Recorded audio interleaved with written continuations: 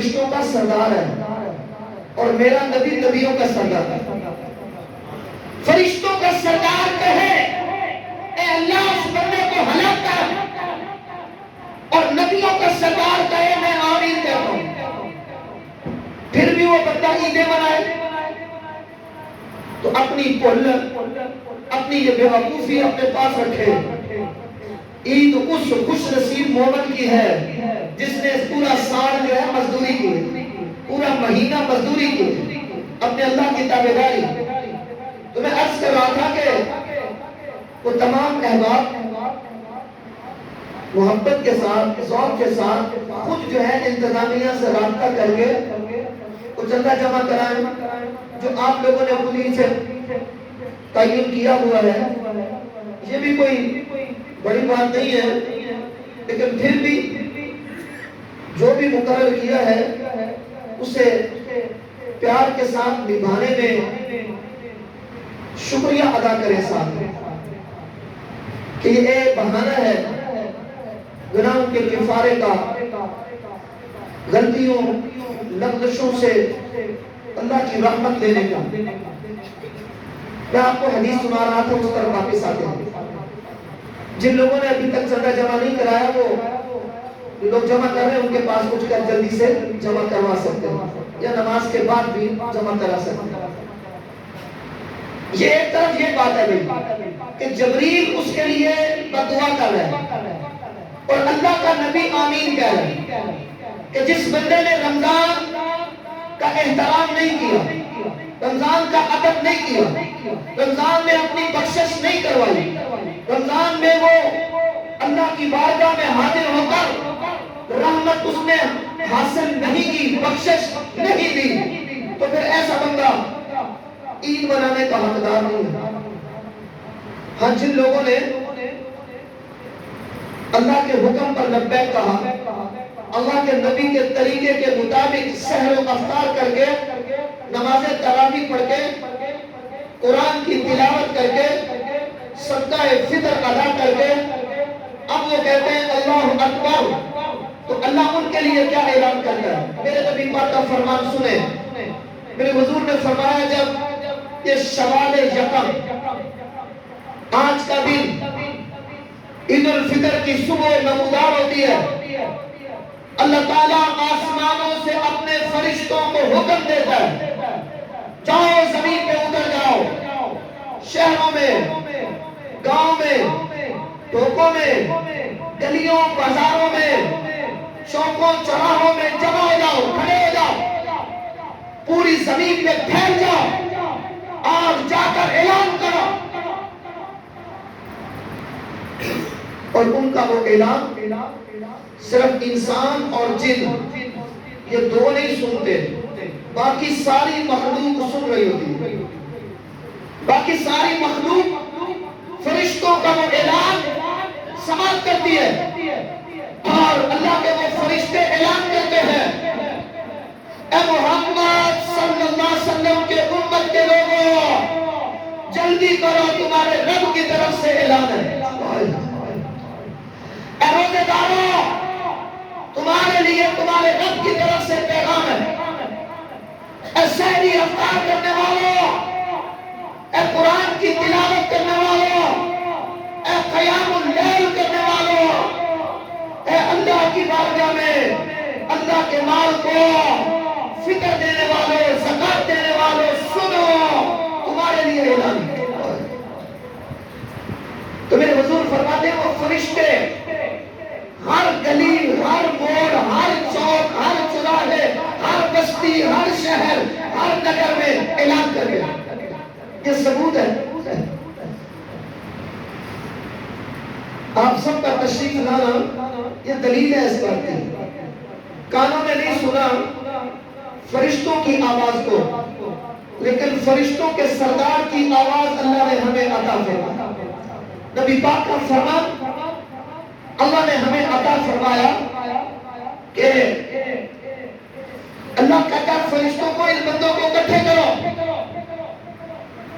جب بندے اکٹھے ہوتے ہیں، مسجدوں میں پہنچ جاتے ہیں، اللہ اپنے فرشتوں کو مخاطب کر کے کہتا ہے مجھے بتاؤ جس مزدور نے کام پورا کیا ہو اس کا صلہ کیا ہے؟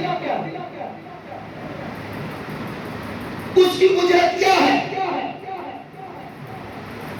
فرشتے عرض کرتے ہیں بار الہ تو بہتر جانتا ہے کہ مزدوروں کو ان کی مزدوری پوری دی جاتی. تو اللہ تعالیٰ اعلان فرماتا ہے کہ سنو اب دوبارہ اگلا اعلان کرو. پہلے بلا رہے تھے، جب جمع ہو گئے ہیں تو اب اعلان کرو. اے نبی پاک کی امت کے لوگوں، اٹھو اور اپنے گھروں کو جاؤ، اللہ نے تم سب کو بخش دی. اللہ نے تمہارے روزے قبول فرما لی، اللہ نے تمہاری قیام اللیل کو قبول فرما لی، اللہ نے اپنی رحمت سے تمہارے صدقے قبول کیے، اللہ نے اپنے نظر کرم سے تمہاری غلطیوں سے صرف نظر فرمایا، افسر درگزر فرمایا ہے، تمہاری لغزشوں کو اللہ نے معاف فرما دیا ہے، اللہ نے تمہاری خطاؤں کو مٹا دیا ہے. جاؤ خوش ہو جاؤ اور اللہ کی زمین پہ پھیلو اور اللہ کی تکبیر، اللہ کی تسبیح بیان. تو میرے حضور فرماتے ہیں کہ فرشتے پھر یہ اعلان کرتے ہیں، اعلان کر کے کہتے ہیں کہ اے آنے والوں، تمہیں جو بلایا گیا تھا، اکٹھا کیا گیا تھا، تو اس لیے کیا گیا تھا کہ اللہ تعالیٰ نے رمضان کی برکتیں پانے والوں پر اپنی رحمتیں عطا فرمائیں. اللہ نے ان کے ساتھ رحمت کا وعدہ کیا تھا، عطا کر دیے. بخشش کا وعدہ کیا تھا، عطا کر دی ہے. جنت کا وعدہ کیا تھا، پورا کر دیا، پورا کر دیا ہے. اس لیے وَلِتُكْمِلُوا الْعِدَّةَ وَلِتُكَبِّرُوا اللَّهَ عَلَىٰ مَا هَدَاكُمْ وَلَعَلَّكُمْ تَشْكُرُونَ.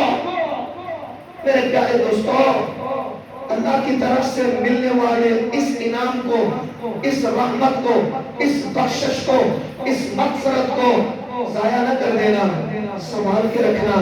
یہ پونجی ہے، قبر میں کام آئے گی، یہ کمائی ہے، حشر میں تولی ہے. تو حشر والے دن یہ تول کر تمہیں، یہ نیکیاں تول کر تمہیں اجر ملنے والا ہے. انہیں ضائع نہ کر بیٹھنا.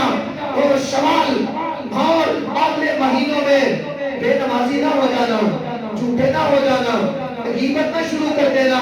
جیسے زبان کو، پیٹ کو رمضان میں صاف رکھا ہے، ایسے ہی پورا سال اسے بچا کے رکھنا، اسے بچا کے رکھنا.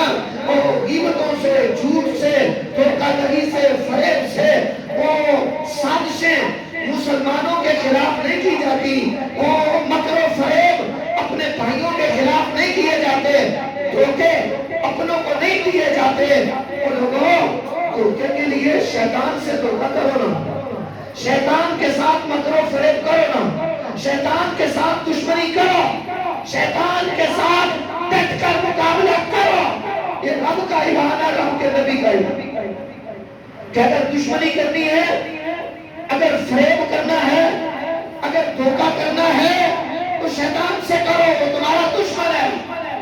اپنے بھائیوں سے نہ کرو، اپنے رشتہ داروں سے نہ کرو، اپنے نمازی بھائیوں سے نہ کرو، اور اس سے اللہ نے منع فرمایا ہے.